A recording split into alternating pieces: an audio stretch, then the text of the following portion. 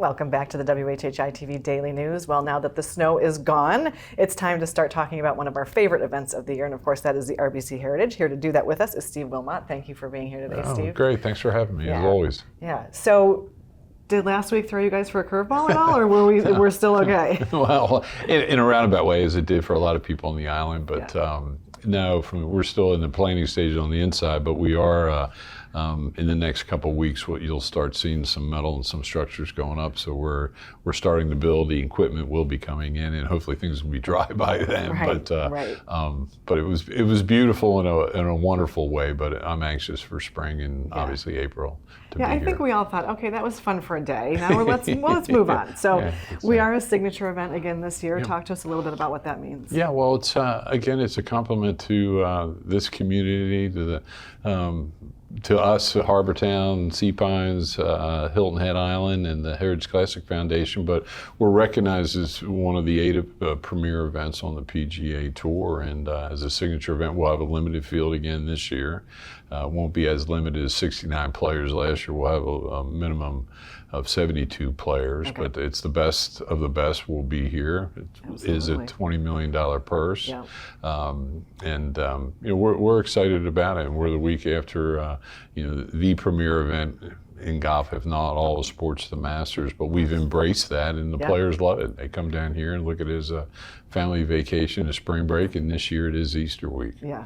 Right, so it's going to be extra busy. Yes, it will be, certainly. And of course, we've had 2 great champions the last couple of years as the signature event with Matt Fitzpatrick and Scotty Scheffler, so that's really exciting. Yeah, they're the kind of things you can't really plan for, and let alone the field happens, and we've had great fields the last couple of years. We've had great competition. We have playoffs, and then you have a gentleman by the name of Scotty Scheffler win last year. Yeah. He's a pretty good player, so it's we've been very blessed in that respect too. But all these guys are certainly worthy of wearing the plaid jacket one of these days. Oh, of course. And so let's talk a little bit about sponsors and volunteers and tickets. I mean, I know some of the categories are already sold out, or all of them at this point. Not all of them. No, we still have tickets available, and we have some sponsorship availability, absolutely too. But the interest from the community and our previous ticket holders have been tremendous. Our local partners, as well as sponsors, as well as our regional ones, are all on board.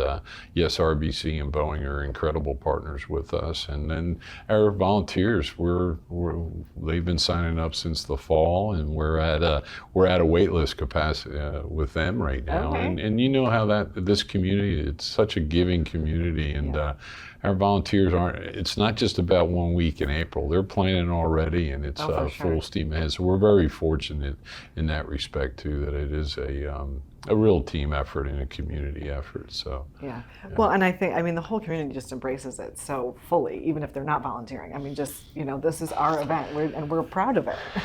You're giving me chill bumps. And I'm very fortunate to be a part of it from this seat and from the seat, but the tour, the PGA Tour, and I'm honest in saying this, is they're jealous of our community support. They're envious of our support that we get from the state.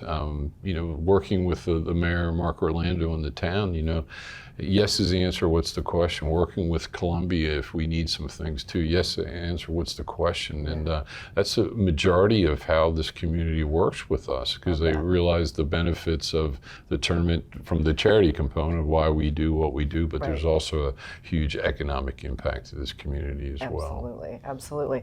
You mentioned at the beginning of the interview that the building is about to start, so that's always exciting when you drive through and you see those bleachers start to go up. But you said also before we started filming that there's going to be a new structure on 18. Yes, we're.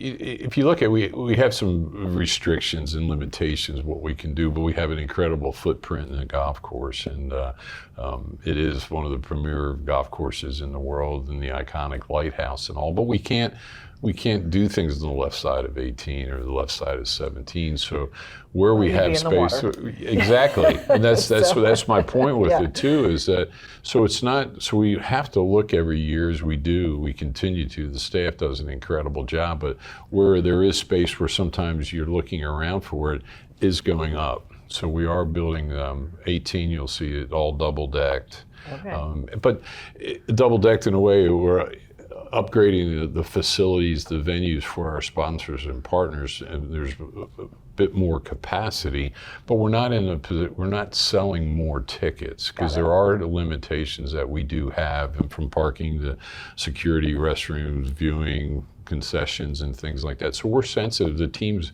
extremely sensitive with that, but you will see a new structure on 18 being double decked, and we're excited about that. But it's a big project, but we're that's going to start getting underway here soon. Well, we'll look forward to seeing it, and we'll look forward to more updates as we get closer. So Absolutely. Thanks again for being here. Anytime. Well, thank you for your continued support in WHHI. Absolutely. Sure. Thank you. And we'll be back in just a moment, so stay with us.